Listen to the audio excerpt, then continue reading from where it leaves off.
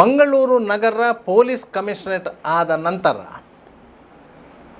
Traffic ವಿಭಾಗಕ್ಕೆ 4 ಕಡೆಗಳಲ್ಲಿ ಉಪವಿಭಾಗಗಳು ಸ್ಥಾಪನೆ ಆಗಿವೆ. ಅಂದರೆ Mangaluru north, Mangaluru south, west and east ಅಂತೇಳಿ. ಒಂದು ಬೈಕಂಪಾಡಿ APMC ಯಾರ್ಡ್ನ ಒಳಗೆ ಮಂಗಳೂರು ನಾರ್ತ್ ಪೊಲೀಸ್ ಸ್ಟೇಷನ್ ಇದ್ದರೆ, ಕದ್ರಿ ಸರ್ಕಿಟ್ ಹೌಸಿನ ಎದುರಲ್ಲಿ ಮಂಗಳೂರು ಪೂರ್ವ ಟ್ರಾಫಿಕ್ ಪೊಲೀಸ್ ಸ್ಟೇಷನ್ ಇದೆ. ಪಾಂಡೇಶ್ವರ ಠಾಣೆಯ ಮಹಡಿ ಮೇಲೆ ಮಂಗಳೂರು ದಕ್ಷಿಣ ಟ್ರಾಫಿಕ್ ಪೊಲೀಸ್ ಸ್ಟೇಷನ್ ಇದೆ. ಜಪ್ಪಿನಮೊಗರು ಬಳಿ ಮ್ಯಾಂಗ್ಳೂರು ವೆಸ್ಟ್ ಪೊಲೀಸ್ ಸ್ಟೇಷನ್ ಇದೆ. 4 ಪೊಲೀಸ್ ಠಾಣೆಗಳ ಇನ್ಚಾರ್ಜಿಗಳು ಪೊಲೀಸ್ ವೃತ್ತ ನಿರೀಕ್ಷಕರು, ಅಂದರೆ ಇನ್ಸ್ಪೆಕ್ಟರ್ ದರ್ಜೆಯ ಅಧಿಕಾರಿಗಳು. ಮಂಗಳೂರು ಉತ್ತರ ಪೊಲೀಸ್ ಠಾಣೆಯ ಇನ್ಸ್ಪೆಕ್ಟರ್ ಮೊಹಮ್ಮದ್ ಶರೀಫ್. ಇವರು ಇತ್ತೀಚೆಗೆ ಲೋಕಾಯುಕ್ತ ಬಲೆಗೆ ಬಿದ್ದಿದ್ದಾರೆ. ಅದೂ ಸಹ ಕೇವಲ 3,000 ರು ಲಂಚ ತೆಗೆದುಕೊಂಡಂಥ ಆರೋಪದ ಮೇಲೆ. ಅವರೊಂದಿಗೆ ಅವರ ಸಿಬ್ಬಂದಿ ಪ್ರವೀಣ್ ಅವರು ಸಿಲುಕಿಕೊಂಡಿದ್ದಾರೆ. ಇಬ್ಬರು ಸದ್ಯಕ್ಕೆ ಮಂಗಳೂರಿನ ಸಬ್ ಜೈಲಿನ ಪಾಲಾಗಿದ್ದಾರೆ. ಒಬ್ಬ ಇನ್ಸ್ಪೆಕ್ಟರ್ ದರ್ಜೆಯ ಅಧಿಕಾರಿ ಕೇವಲ 3,000 ರೂಪಾಯಿಗಳ ಆಸೆಗೆ ಬಲಿಬಿದ್ದು ತನ್ನ ವ್ಯಕ್ತಿತ್ವವನ್ನೇ ಕಳೆದುಕೊಂಡಿದ್ದಾರೆ. ಇಂತಹ ಘಟನೆಗಳು ನಡೆಯುವುದು ಭಾರಿ ಅಪರೂಪ.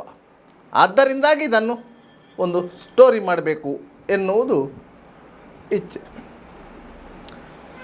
ವಾಸ್ತವವಾಗಿ ಏನಾಯಿತು ಅಂತ ಹೇಳಿದರೆ, ಕೆಲವು ದಿನಗಳ ಹಿಂದೆ ದ್ವಿಚಕ್ರ ವಾಹನವೊಂದು ಅಪಘಾತಕ್ಕೆ ಈಡಾಗಿತ್ತು. ಅಮರ್ ಎಂಬವರು ಆ ವಾಹನವನ್ನು ಚಲಾಯಿಸುತ್ತಿದ್ದರು. ಈ ಅಮರ್ ಅವರಿಗೆ ಚಾಲನಾ ಪರವಾನಗಿ ಇರಲಿಲ್ಲ. ಸಹಜವಾಗಿಯೇ ಮಂಗಳೂರು ಉತ್ತರ ಟ್ರಾಫಿಕ್ ಠಾಣೆಯಲ್ಲಿ ಕೇಸು ದಾಖಲಾಗಿತ್ತು. ಆ ದ್ವಿಚಕ್ರ ವಾಹನವನ್ನು ವಶಪಡಿಸಿಕೊಳ್ಳಲಾಗಿತ್ತು. ಸಾಮಾನ್ಯವಾಗಿ ಆಕ್ಸಿಡೆಂಟ್ ಕೇಸಲ್ಲಿ ಪೊಲೀಸರು ವಾಹನವನ್ನು ವಶಪಡಿಸಿಕೊಂಡ ನಂತರ ನ್ಯಾಯಾಲಯಕ್ಕೆ PF ಸಲ್ಲಿಸ್ತಾರೆ. ಯಾಕಂದರೆ ಅದು ಮುದ್ದೆಮಾಲು ಅಂತ ಹೇಳ್ತೇವೆ. ಒಂದು ದಾಖಲೆ ಸಲ್ಲಿಕೆ, ಇಂತಿಂಥ ನಂಬರದ ಇಂತಿಂತಹ ವಾಹನವನ್ನು ಇಂತಿಂಥ ಕ್ರೈಮ್ ನಂಬರ್ನ ಅಡಿಯಲ್ಲಿ ವಶಪಡಿಸಿಕೊಳ್ಳಲಾಗಿದೆ, ಅದನ್ನು ನ್ಯಾಯಾಲಯಕ್ಕೆ ನಿವೇದಿಸಿಕೊಳ್ಳಲಾಗ್ತದೆ.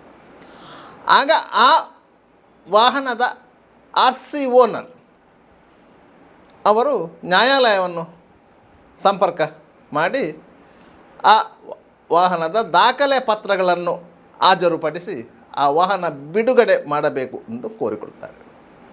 ಆಗ ನ್ಯಾಯಾಲಯ ಆ ವಾಹನವನ್ನು ಬಿಡುಗಡೆಗೊಳಿಸಲು ಆದೇಶವನ್ನು ನೀಡುತ್ತದೆ. ಈ ಸಂದರ್ಭದಲ್ಲಿ ನ್ಯಾಯಾಲಯ ಒಂದು ಕ್ಲಾಸ್ ಸೇರಿಸಿ ಬಿಡ್ತದೆ. ಅಪಘಾತಕ್ಕೀಡಾದ ವಾಹನದ MV inspection, motor vehicle inspection ಆದ ನಂತರ ರಿಲೀಸ್ ಮಾಡಬೇಕು ಅಂತ ಹೇಳಿ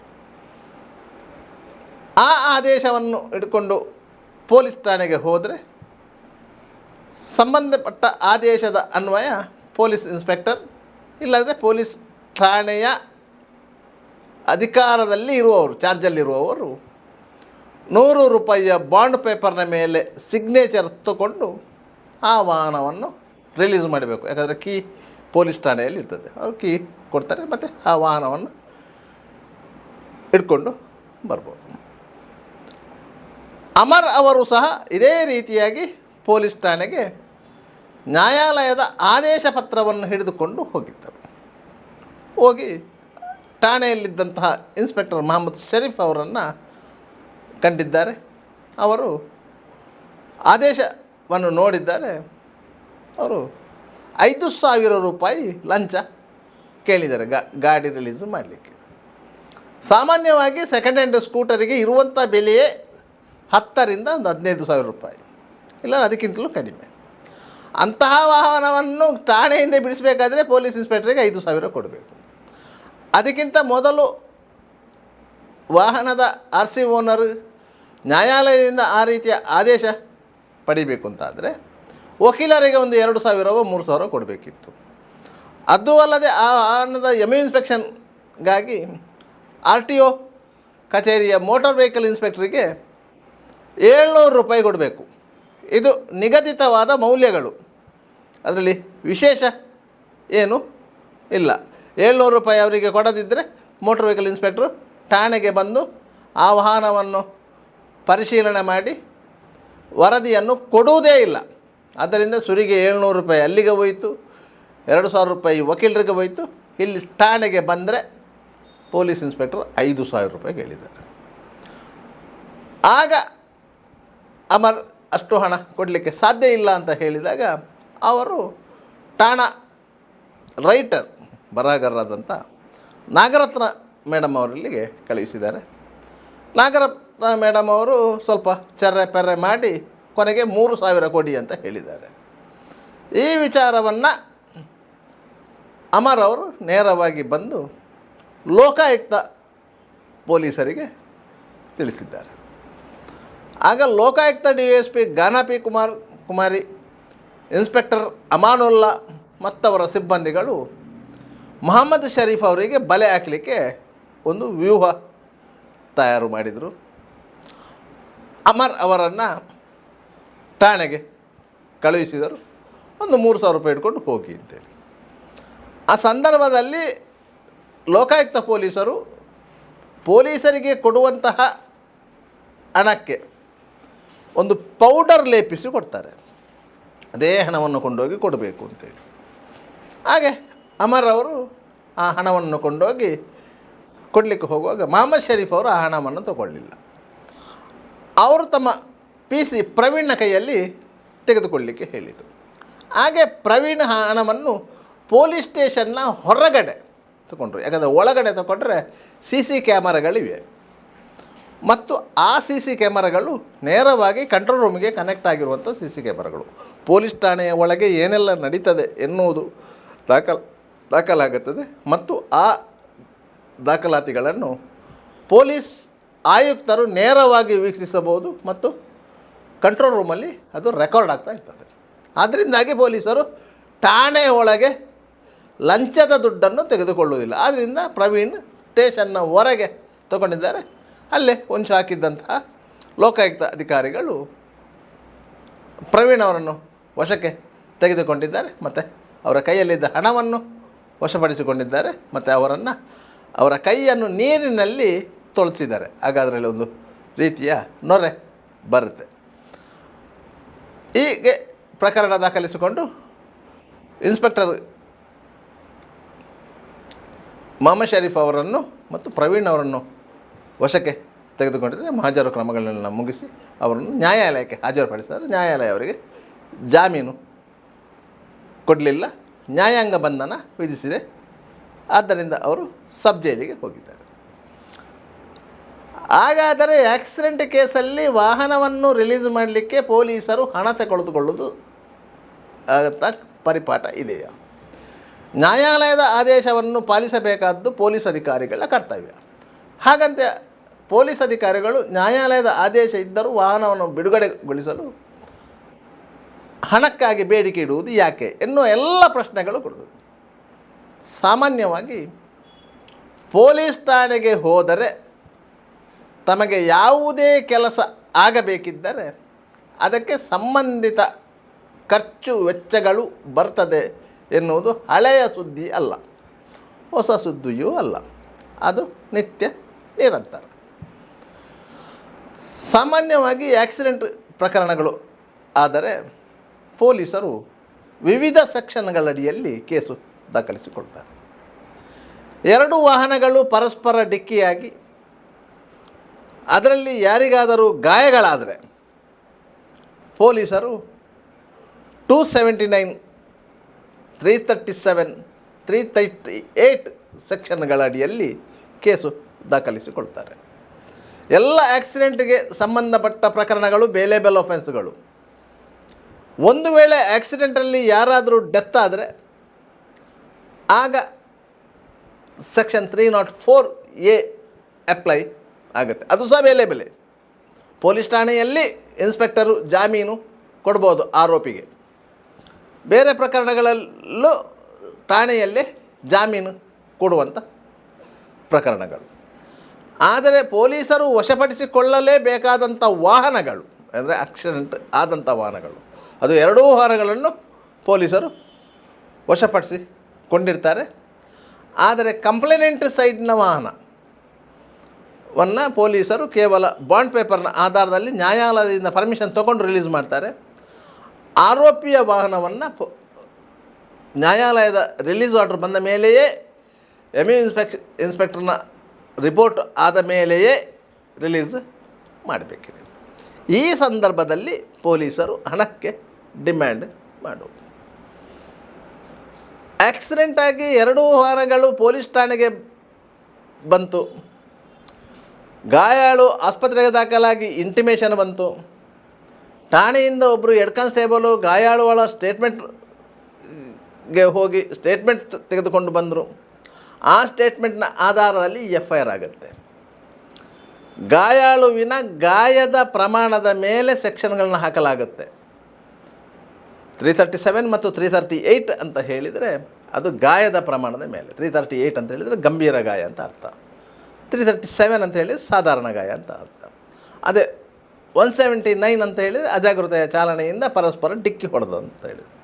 ಒಂದು ವೇಳೆ ಯಾರಿಗೂ ಅಪಘಾತದಿಂದ ಗಾಯವೇ ಆಗಿಲ್ಲ ಅಂತ ಹೇಳಿದರೆ ಅದಕ್ಕೆ 184 ನಡಿಯಲ್ಲಿ ನೋಟಿಸು ಕೊಟ್ಟು 2 ವಾಹನಗಳ ಕಡೆಯಿಂದ ಫೈನ್ ಕಲೆಕ್ಟ್ ಮಾಡಿ ಆ ಪ್ರಕರಣವನ್ನು ಮುಗಿಸಬಹುದು. ಈಗ ಆ ಫೈನ್ ಅಮೌಂಟೇ 3,000ವರೆಗೆ ಇದೆ. 184ಗೆ ಫೈನ್, ಮೊದಲಾದರೆ 300 ರೂಪಾಯಿ ಇತ್ತು. ಅದರಿಂದಾಗಿ ಗಾಯಗಳಾಗದಿದ್ದರೆ ಮಾತ್ರ, ಗಾಯಗಳಾದರೆ ನೀವು FIR ಮಾಡಲೇಬೇಕು. 279, 337, 338 ಅದು ಕಾಮನ್ ಸೆಕ್ಷನ್ಗಳು. ಒಂದು ವೇಳೆ ಅಪಘಾತದಲ್ಲಿ ಮೃತಪಟ್ಟರೆ ಅದು 304A ಸೆಕ್ಷನ್ ಆ್ಯಡ್ ಆಗುತ್ತೆ. ಇಂತಹ ಸಂದರ್ಭದಲ್ಲಿ ಪೊಲೀಸರು ಫಸ್ಟಿಗೆ ಮಾಡಬೇಕಾದ ಕೆಲಸ ಏನಂತ ಹೇಳಿದರೆ, ಮೋಟಾರ್ ವೆಹಿಕಲ್ ಇನ್ಸ್ಪೆಕ್ಟ್ರಿಗೊಂದು ರಿಕ್ರೂಷನ್ ಕೊಡಬೇಕು. ಪೊಲೀಸರು ವ್ಯವಹಾರ ಶುರು ಮಾಡುವುದೇ ಅಲ್ಲಿಂದ.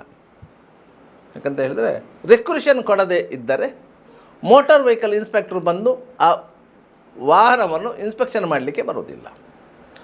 ಆ ವಾಹನದ ಇನ್ಸ್ಪೆಕ್ಷನ್ ಆಗದಿದ್ದರೆ ಆ ವಾಹನವನ್ನು ಪೊಲೀಸ್ ಸ್ಟೇಷನಿಂದ ಬಿಡುಗಡೆಗೊಳಿಸಲಿಕ್ಕೆ ಆಗೋದಿಲ್ಲ. ಒಂದು ವೇಳೆ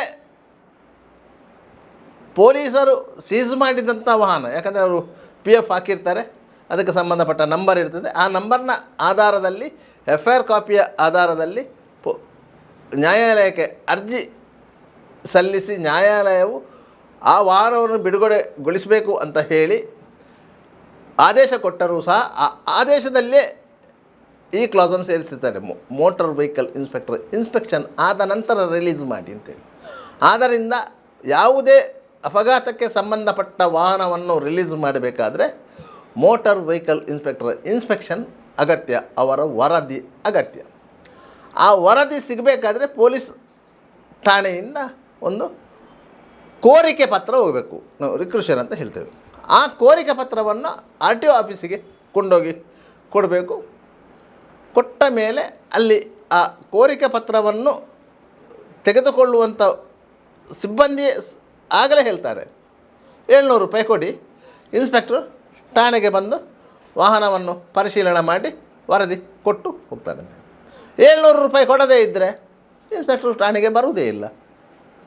ಅದಕ್ಕಾಗಿ ಅಲ್ಲಿ ಸುರಿಗೆ 700 ರೂಪಾಯಿ ಸಂದಾಯ ಆಗುತ್ತೆ. ಇನ್ಸ್ಪೆಕ್ಟ್ರನ್ನು ಕರ್ಕೊಂಡು ಹೋಗೋದು, ಕರ್ಕೊಂಡು ಬರುವ ಕೆಲಸ ಇರುವುದಿಲ್ಲ. ಇನ್ಸ್ಪೆಕ್ಟ್ರ್ ಅವರ ವಾಹನದಲ್ಲಿ ಬಂದು ಇನ್ಸ್ಪೆಕ್ಷನ್ ಮಾಡಿ ರಿಪೋರ್ಟ್ ಕೊಟ್ಟು ಹೋಗ್ತಾರೆ. ತದನಂತರ ವಾಹನದ ಮಾಲೀಕರು ವಕೀಲರಲ್ಲಿಗೆ ಹೋಗ್ತಾರೆ. ವಕೀಲರು ಅವರ ಫೀಸನ್ನು ತಗೊಳ್ತಾರೆ. ನ್ಯಾಯಾಲಯಕ್ಕೆ ವೆಹಿಕಲ್ ರಿಲೀಸ್ಗೆ ಅಪ್ಲಿಕೇಶನ್ ಹಾಕ್ತಾರೆ. ಯಾಕಂದರೆ ಅಪರಾಧಿಯನ್ನು ಬಿಡುಗಡೆಗೊಳಿಸುವಂಥ ಪ್ರಶ್ನೆ ಇಲ್ಲಿ ಬರುವುದಿಲ್ಲ. ಯಾಕಂದರೆ ಅಪರಾಧಿಯನ್ನು ಪೊಲೀಸರು ಠಾಣೆಯಲ್ಲೇ ರಿಲೀಸ್ ಮಾಡಿರ್ತಾರೆ. ಯಾಕಂದರೆ ಜಾಮೀನು ಕೊಟ್ಟು ಅಲ್ಲಿ ರಿಲೀಸ್ ಮಾಡಿರ್ತಾರೆ. ಯಾಕಂದರೆ ಬೇಲೇಬಲ್ ಸೆಕ್ಷನ್ಗಳು ಆಗಿರೋದ್ರಿಂದ. ನಾನೀಗ ಹೇಳ್ತಾ ಇರೋದು ಈಗಿನ BNS ಸೆಕ್ಷನ್ ಅಲ್ಲ, ಹಿಂದಿನ IPC ಸೆಕ್ಷನ್ನ ಅಡಿಯಲ್ಲಿ ಹೇಳ್ತಾ ಇರೋದು. ಯಾಕಂದರೆ ಇಂದಿನ IPC ಸೆಕ್ಷನ್, ಈಗ BNS ಸೆಕ್ಷನ್ಗಳು ಸ್ವಲ್ಪ ನಂಬರ್ಗಳು ಚೇಂಜ್ ಆಗಿದೆ ಹೊರತು ಬೇರೆ ಯಾವುದು ಬದಲಾವಣೆ ಆಗಿಲ್ಲ. ಆದ್ದರಿಂದ ಪೊಲೀಸರು ಅಲ್ಲಿ ಕೋರ್ಟ್ ಆದೇಶ ಬಂತು ಅಂತ ಹೇಳಿದ ಮೇಲೆ ಮತ್ತೆ ಈ ವಾಹನವನ್ನು ರಿಲೀಸ್ ಮಾಡಲಿಕ್ಕೆ ಕೆಲವೊಂದು ಫಾರ್ಮಾಲಿಟೀಸ್ಗಳಿವೆ. ಆ ಫಾರ್ಮಾಲಿಟೀಸಿನ ಪ್ರಕಾರ ಅವರು ಬರಿಬೇಕು, ಅದರ ದಾಖಲೆ ಅದನ್ನು ಎಲ್ಲ ರೆಡಿ ಮಾಡಬೇಕು. ಆಗ ಅವರು ದುಡ್ಡಿಗೆ ಡಿಮ್ಯಾಂಡ್ ಮಾಡೋದು. ಇನ್ಸ್ಪೆಕ್ಟರ್ ಮೊಹಮ್ಮದ್ ಶರೀಫ್ ಅವರು ದುಡ್ಡಿಗೆ ಡಿಮ್ಯಾಂಡ್ ಮಾಡಿದ್ದು ಅದಕ್ಕೆ ಬೇಕಾಗಿ. ಅಷ್ಟು ಕೆಲಸ ಇದೆ ಅಂತ ದುಡ್ಡು ಕೊಡಬೇಕು ಅಂತೇಳಿ. ಮೊದಲೇ ಸೋತು ಐರನಾದವನು ಮತ್ತು ಅನಿವಾರ್ಯವಾಗಿ ಒಂದು ದುಡ್ಡು ಕೊಡ್ತಾನೆ, ಇಲ್ಲಾಂದರೆ ಲೋಕಾಯುಕ್ತರ ಮೊರೆ ಹೋಗ್ತಾರೆ. ಲೋಕಾಯುಕ್ತ ಪೊಲೀಸರು ಇಂತಹ ಸಂದರ್ಭದಲ್ಲಿ ನೇರವಾಗಿ ದಾಳಿ ಮಾಡಿಸ್ಲಿಕ್ಕೆ ಹೋಗೋದಿಲ್ಲ. ಯಾಕಂತ ಹೇಳಿದರೆ ಲೋಕಾಯುಕ್ತದಲ್ಲಿರುವವರು ಪೊಲೀಸರೇ, ಟ್ರಾಫಿಕ್ ಸೆಕ್ಷನ್ನಲ್ಲಿರುವವರು ಪೊಲೀಸರೇ. ಸಾಮಾನ್ಯವಾಗಿ ಒಂದೇ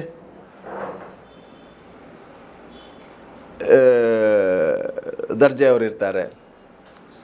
ಅದರಿಂದಾಗಿ ಅವರು ಪೊಲೀಸರನ್ನು ಹಿಡಿಯುವಂಥ ಸಂದರ್ಭಗಳು ಭಾರಿ ಕಡಿಮೆ. ಅವರು ಬೇರೆ ಬೇರೆ ಇಲಾಖೆಗಳ ಮೇಲೆ ದಾಳಿ ಮಾಡ್ತಾರೆ, ಪೊಲೀಸ್ ಠಾಣೆಯ ಮೇಲೆ ದಾಳಿ ಮಾಡೋದಿಲ್ಲ, ಪೊಲೀಸ್ ಅಧಿಕಾರಿಗಳನ್ನು ಟ್ರ್ಯಾಪ್ ಮಾಡೋದಿಲ್ಲ.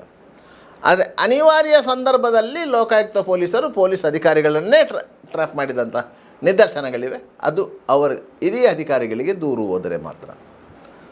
ಸಾಮಾನ್ಯವಾಗಿ ಇನ್ಸ್ಪೆಕ್ಟರ್ ದರ್ಜೆಯ ಅಧಿಕಾರಿಗಳಿಗೆ ದೂರು ಹೋದರೆ ಅವರು ಆ ಇನ್ಸ್ಪೆಕ್ಟರ್ ಹತ್ರ ಹೇಳಿ ಆ ವಾಹನವನ್ನು ರಿಲೀಸ್ ಮಾಡಂತ ಸೂಚನೆ ಕೊಡ್ತಾರೆ.